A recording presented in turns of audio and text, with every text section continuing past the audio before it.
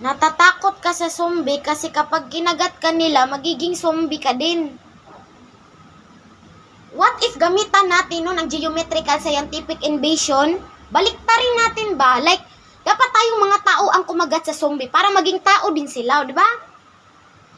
Mindset ba? Mindset?